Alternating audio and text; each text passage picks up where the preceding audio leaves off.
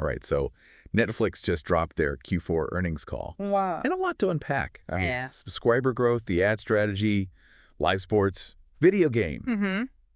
So, Let's jump right in. let's dive in. What jumped out at you first? 19 million new subscribers Yeah. in Q4. That's huge. They absolutely smashed expectations. Right. Like, who saw that coming? Well, they did have that Jing Paul fight in NFL games on Christmas Day. Sure, but those were just a couple of events. Yeah, Sure, it's got to be more than just that. right. I've got Squid Game, Season 2, tons of international hits. You know, it's almost like they're trying everything to see what stinks. Throwing everything at the wall, huh? Mm-hmm. But hey, Yeah. if it works, it works. So far, so good. And they're not just throwing things randomly, right? They've got the data to back it up. Oh, yeah.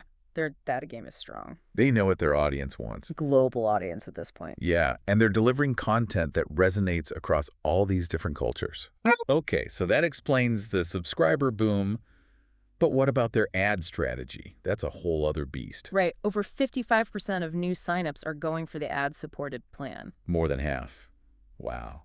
And they say engagement is comparable to the ad-free version. That's what they're saying, which is pretty impressive. I mean, are you buying that? Are people really that okay with ads? I think it's still early days to say for sure, you know, but the early numbers are encouraging. Yeah, but what about the long term?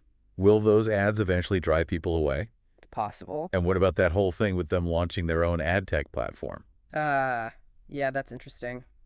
That's going to be a game changer if they pull it off. So starting in April in the U.S. Right. Bold move. Definitely. It could give them so much more control over the ad experience. Yeah, make it less intrusive for viewers, you know. Exactly. And potentially even make it more effective for advertisers. And more money for Netflix, right? Oh, yeah. Got to keep the lights on somehow. Okay, enough about ads. Let's talk live sports. Oh, yeah. Everyone's buzzing about that. They dip their toes in with the NFL and WWE Raw. Those NFL games especially were massive. Over 30 million viewers per minute on average.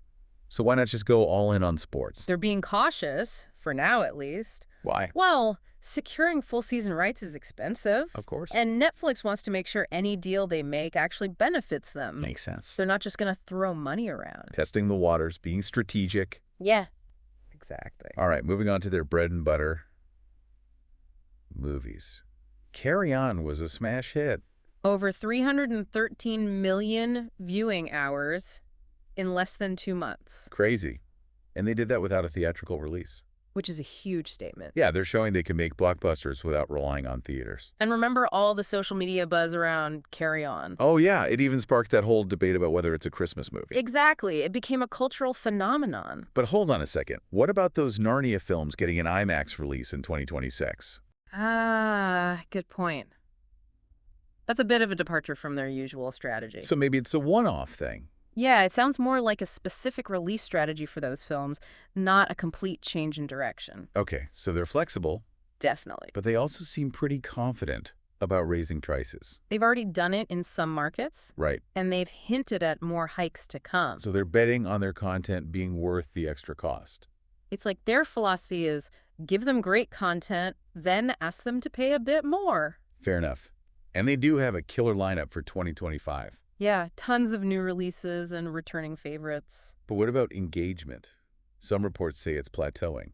Yeah, that's got to be a concern for them. It's like the lifeblood of their business, right? It drives retention, attracts new members. Ultimately, it's all about keeping people glued to their screens. Right. And while some data suggests engagement might have stabilized, they're definitely not complacent. They're still finding new ways to keep viewers hooked. Okay, but how do they plan to compete with the TikToks of the world? Ah, yes, the short-form video giant. That's like a whole different beast, A right? totally different game. So how do they plan to stay relevant? Well, Netflix sees its strength in high-quality, long-form content. Okay, so they're doubling down on that. Yeah, they want to be the destination for immersive storytelling, Gotcha. not just quick hits and mindless scrolling. Makes sense. And they're also betting big on gaming. Oh, yeah. Oxenfree 2, Grand Theft Auto, and Squid Game. All driving downloads and engagement. So are they making money from these games yet? It's tough to say at this point, Right. but their main focus is still subscriber acquisition and retention. The games are more of a bonus. Yeah, a way to enhance the overall Netflix experience. Okay, so they're playing the long game with games too. It seems that way, yeah. All right, we've covered a lot in this first part of our deep dive into Netflix's Q4 earnings call. And there's so much more to unpack. Stay tuned for part 2, where we'll delve deeper into some of these trends and what they mean for the future of entertainment. Yeah, things are about to get really interesting. See you there.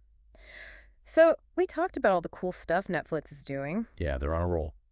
But are there any potential, Cracks in the armor. yeah, exactly. Like, what about the money? They're spending a ton on content. $18 billion this year. It's insane. Is that even sustainable? Yeah, could it backfire? It's a gamble for sure. High stakes, high rewards. But, they're still a relatively small player in the global market, True, there's a lot of room to grow. especially in those emerging markets. And that's where their global content strategy comes in. Exactly. They're not just focused on the U.S. anymore, They're going after a global audience. which is smart considering how much content they're pumping out. Yeah, but with so much focus on growth, are they overlooking other things? Like what? Like all the regulatory scrutiny they're facing. Oh, right. Governments are starting to pay attention.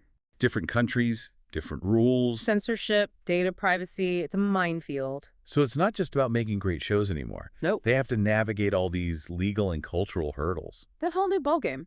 And speaking of challenges, what do you think is the biggest one facing Netflix right now? That's a tough one. Competition, regulation, something else entirely. I think it's the constantly evolving landscape of entertainment. Always changing? New players emerge, technology disrupts. Yeah, it's like they're running a marathon. They need to pace themselves, but also be ready to sprint. Adapt or die, right? Pretty much. It's a fascinating case study for any business. So let's recap.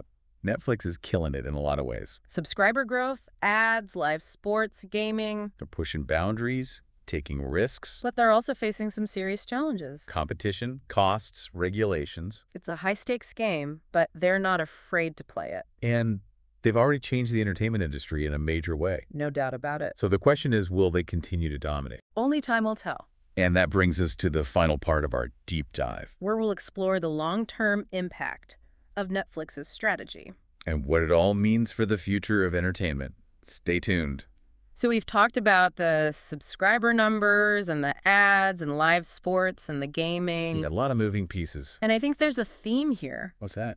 Netflix is all about pushing the boundaries, right? Yeah, they're constantly experimenting. You're not afraid to shake things up a bit. Totally. So what does all this mean for the future of entertainment, though? I mean, is this the new model? Is everyone going to follow suit? Right. Is this the future? It's hard to say for sure, but they're Yeah. definitely setting a precedent. Yeah. The direct-to-consumer approach, the global content strategy, embracing new tech. I mean, The whole new playbook. it really is. And think about the impact this is having on traditional media companies. Oh, yeah. They're scrambling to keep up. Cable companies, movie studios. Even video game publishers are paying attention. Everyone's got a debt. It's like Netflix is this, catalyst for a huge shift. It's wild, right? Yeah, just a few years ago, Mm-hmm. we were all at the mercy of the TV networks. What they decided to show us, when they decided to show it. Exactly. Now we have all this choice and control. Yeah, streaming has changed everything. And Netflix is at the forefront of that. Absolutely. They're giving people what they want. Convenience, choice, quality. But it's not just about the consumers, right? No, you're right. What about the creators? It's huge for them. They're getting a platform to tell their story. Without all the traditional gatekeepers. Exactly. Netflix is funding these ambitious projects, taking risks on new voices. And pushing the boundaries of storytelling. Yeah, and that's what makes them so exciting. Yeah. They're not just a delivery platform. They're like this creative force. Yeah. They're shaping culture, influencing trends. Setting the agenda for what we're all watching and talking about. So, yeah, I think it's safe to say that Netflix is shaping the future of entertainment. In a big way. And who knows what they'll do next? I'm kind of excited to see. Me too. It's going to be an exciting ride, that's for sure. Well, that wraps up our deep dive into Netflix's Q4 earnings call. Hopefully you've got a better understanding of their strategy now. Yeah, and what it all means for the future of entertainment. And remember, this is just a starting point, you know? Yeah, we encourage you to go check out the source material yourself. Do your own research, draw your own conclusions. That's what it's all about. Thanks for joining us on this journey And we'll see you next time for another deep dive. into the world of business and tech.